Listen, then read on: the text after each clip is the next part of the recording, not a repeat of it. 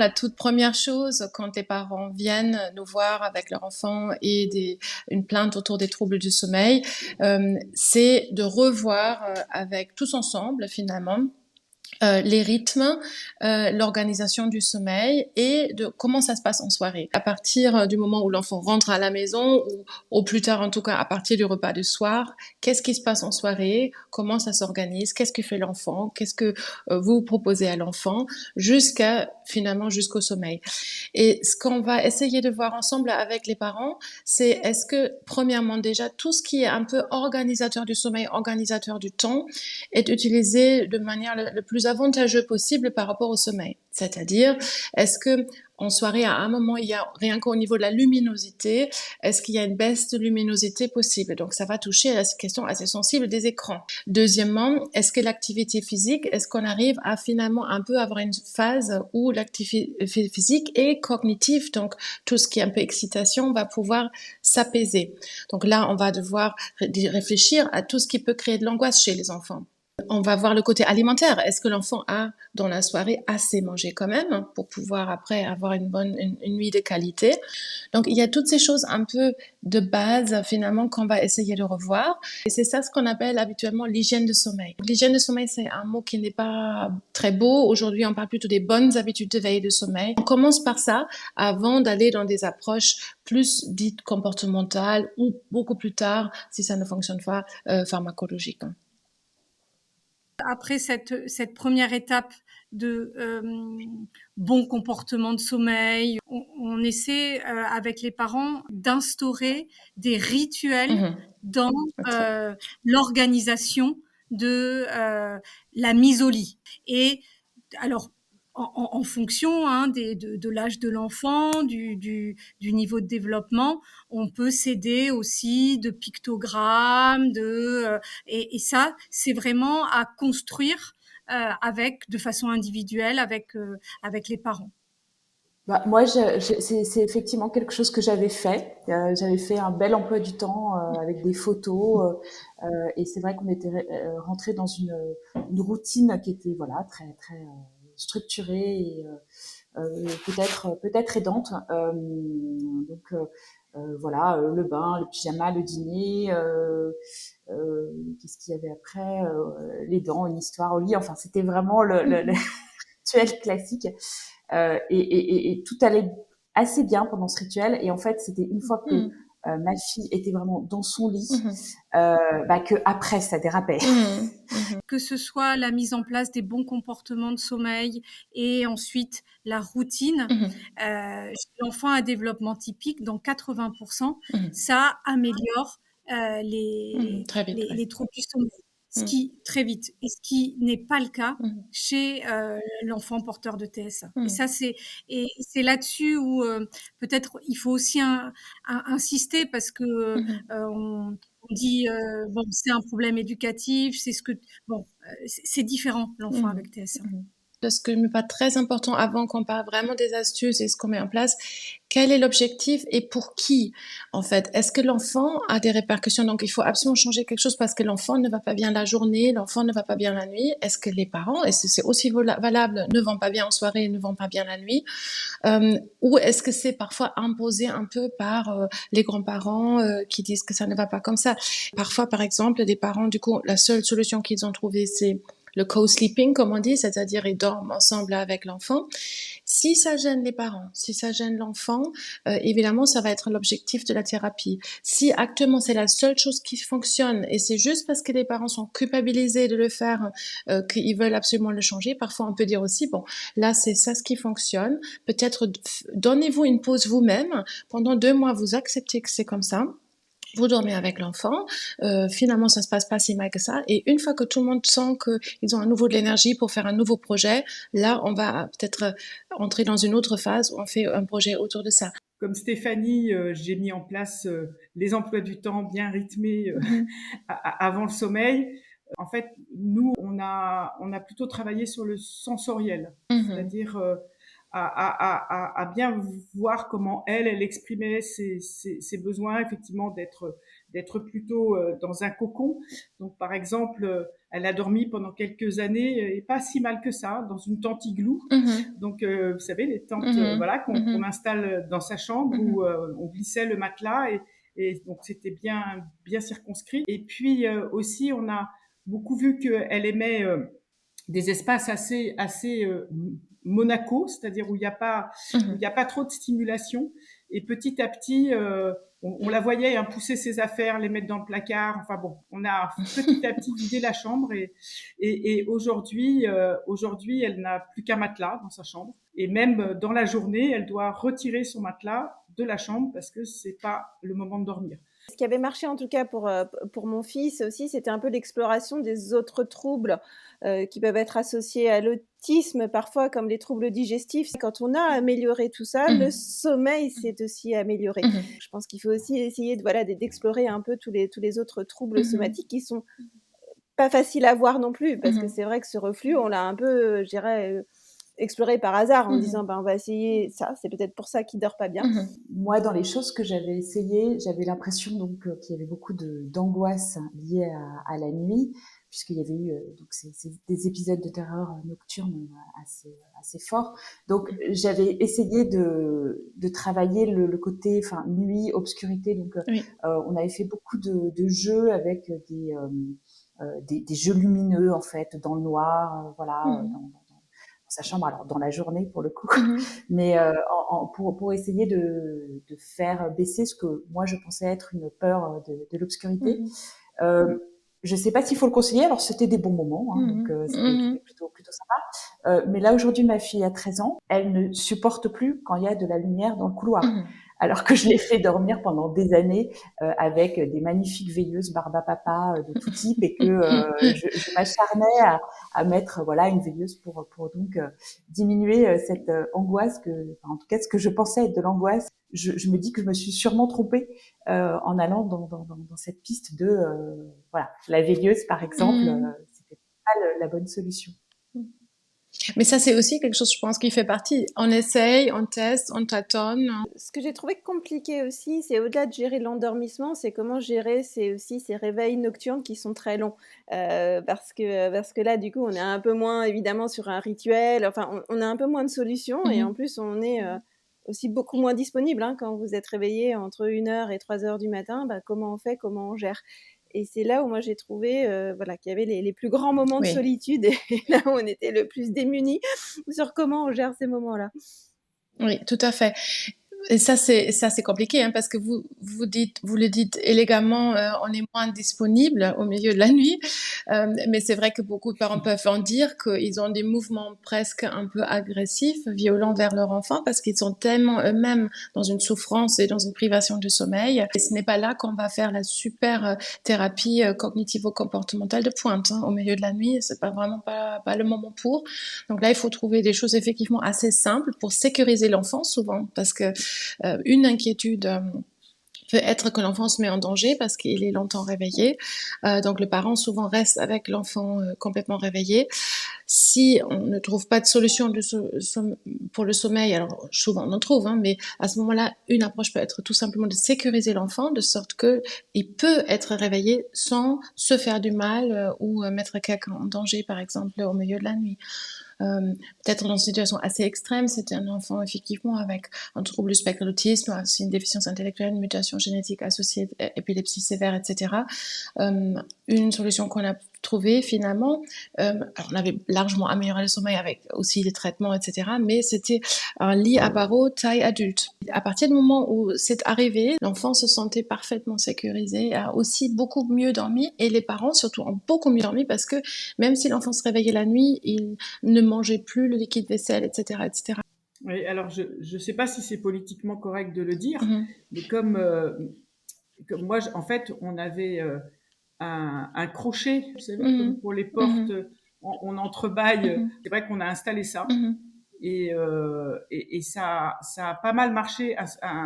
Ça, effectivement, ça, c'était la première étape du cocon. Certes, elle ne pouvait pas sortir, mais aussi elle savait qu'on ne pourrait pas rentrer. Et je pense que c'était aussi important pour elle. Elle, ça l'a beaucoup aidé de savoir que son environnement chambre n'allait pas être pénétré, voilà, que ça lui appartenait complètement. La décision du lit à barreaux, de la fermeture de portes, c'est une décision conjointe on a discuté avec les parents, l'enfant est au courant et le thérapeute, et que on essaie, hein, on fait de l'essai-erreur et puis on voit ce qui peut fonctionner, et on est vraiment une équipe pour essayer de voir les techniques qui peuvent fonctionner au mieux pour cet enfant à ce moment donné. Alors, autre chose que je trouve qui marche assez bien parfois, c'est de revoir si l'horaire du coucher est adapté ou pas. Parce que là, parfois, on peut être dans une sorte d'idée générale, éducative, voilà, l'enfant à tel âge, on le couche à telle heure. Et parfois, on voit que c'est vraiment pas le moment optimal pour l'enfant, il n'est vraiment pas fatigué à ce moment-là. Et là, de discuter avec les parents soit transitoirement ou définitivement, vraiment très nettement décaler le coucher en disant de le coucher plus tôt et avoir une lutte pendant 2h30, 3 heures, ou plutôt de trouver une autre activité calme à ce moment-là qui peut intéresser l'enfant et commencer toute la procédure plus tard. Ça peut peut-être amener à ce que ça soit beaucoup plus court et moins engageant émotionnellement pour l'enfant ou pour les parents. Et ça peut aussi fonctionner. Alors, ça dépend des situations, bien sûr. Alors, soit ça peut être associé à ce qu'on appelle le bedtime fading, où initialement, c'est le coucher tardif au moment où l'enfant dort naturellement, mais avec un lever qui reste assez précoce. Et après, on va avancer progressivement l'horaire du coucher une fois que l'enfant a appris à s'endormir vite. Mais parfois, c'est aussi vraiment une solution assez durable, c'est-à-dire on a juste décalé à 10h au lieu de 8h le coucher, et ça amène à un meilleur sommeil, plus compacté, mais de meilleure qualité finalement. Comme on a notre personnalité, on a notre tempérament de sommeil, c'est important de pouvoir s'ajuster au tempérament de sommeil de notre enfant, s'il est court ou non dormeur, sujet du soir, sujet du matin. C'est très important de respecter ça. Si son heure physiologique pour s'endormir, c'est 22h, si on le met au lit à 20h ou à 20h30, il va même s'endormir plus tard que 22h parce qu'on va aggraver ses difficultés d'endormissement. C'est effectivement un conseil qui est très important et qu'on n'entend pas, en tout cas que moi j'avais pas entendu, mais je pense que ça aurait certainement aidé ma fille d'appliquer ce conseil-là, parce que c'était exactement ce qu'on voyait, c'est-à-dire que, il y avait cette impossibilité de s'endormir pendant 2 heures, la mettait elle aussi dans un état, d'énervement bien compréhensible. Et certainement que la coucher à 10h, ça aurait peut-être été plus productif.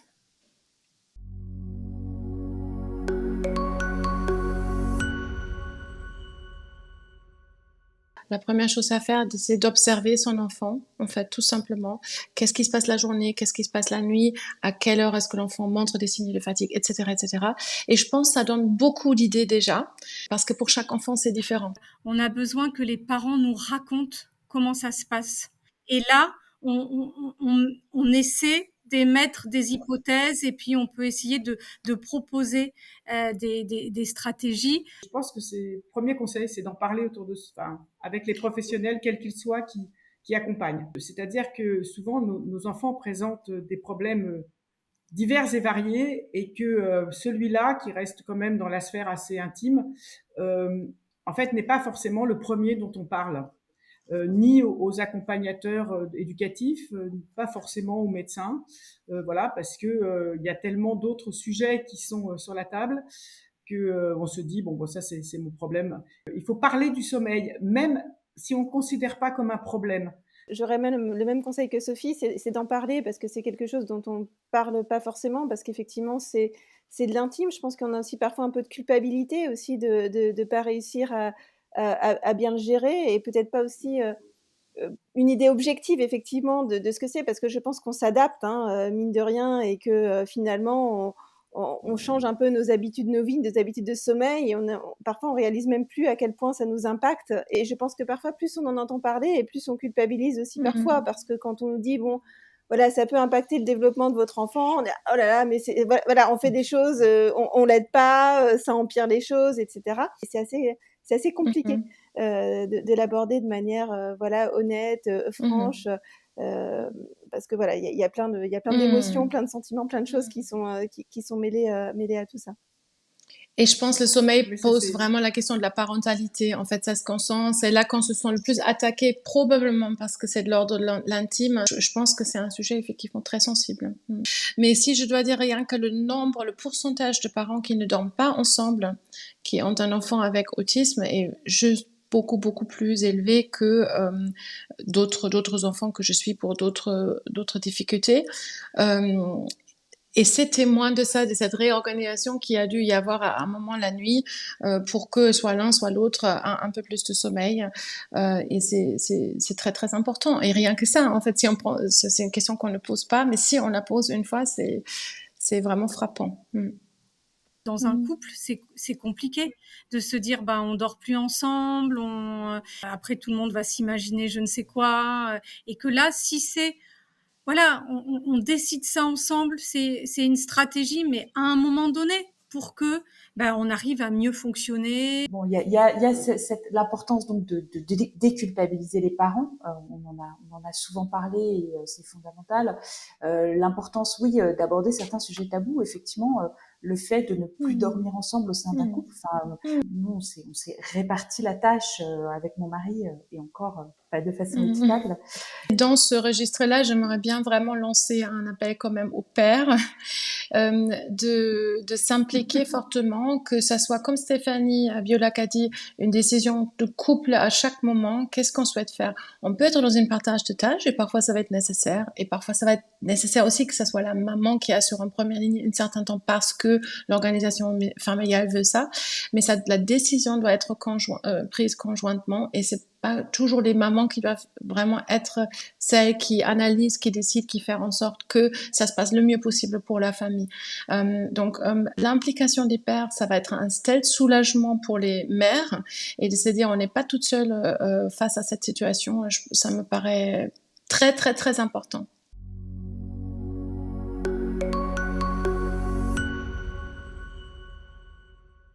En plus, voilà, de toutes les mesures qui ont été mises en place pour améliorer son sommeil, c'est voilà, d'avoir une thérapie adaptée qui l'ont aidé à s'endormir. Aujourd'hui, la pharmacothérapie, dont la mélatonine est certainement au premier plan, parce que c'est elle qui correspond à la cause la mieux identifiée à ce jour, en tout cas, des troubles du sommeil dans l'autisme. Mais on ne peut pas faire l'économie des autres approches. C'est juste que les autres approches ne vont pas avoir un taux de succès aussi élevé que pour l'enfant à développement typique. Donc effectivement, chez l'enfant avec TSA, ces outils, ces astuces sont très importants, mais ne servent que dans un quart des cas à une résolution des symptômes. Sinon, il est nécessaire de prescrire un traitement. Et effectivement, ce traitement peut après aussi améliorer à nouveau les autres approches, parce que du coup, comme l'enfant dort déjà un peu mieux, on peut mieux travailler sur le reste, et parfaire un peu, je dirais, l'approche thérapeutique. Donc, ce n'est pas toujours l'un et l'autre, mais un bout de l'un, puis l'autre, et puis on revient sur les approches éducatives, comportementales, sensorielles, etc. Et puis vous aussi, en tant que parent, ça vous redonne un petit coup de boost, hein. Enfin, disons que ça permet exactement de reprendre de l'énergie. Enfin, la première nuit qu'on passe entière, mais on se sent d'une légèreté le lendemain, c'est extraordinaire, quoi. Et donc, on a à nouveau un peu d'allant pour effectivement retenter des choses et faire des choses. Sinon, c'est assez vite un cercle assez noir, hein, dans lequel vous rentrez quand on ne dort pas.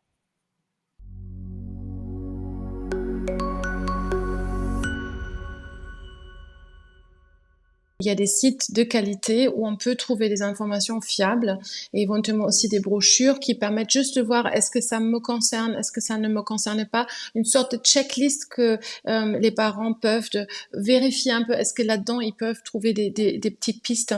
Ces informations, nous les avons mis à disposition sur le site Autisme Sommeil, donc à la fois tout ce qui a été mentionné autour des petites astuces éventuelles à utiliser autour du coucher, au cours des ritualisations, des premières approches comportementales légères. Il y a également une brochure que vous pouvez télécharger où vous trouvez des idées, un agenda de sommeil si vous souhaitez l'utiliser et éventuellement une carte de sommeil que votre enfant pourra utiliser. Donc ça se trouve. Sinon, un autre site à conseiller, c'est le site du réseau Morphée où il y a une partie handicap qui est plus générale, qui ne s'applique pas que aux enfants avec TSA, mais là vous trouvez aussi des outils également intéressants.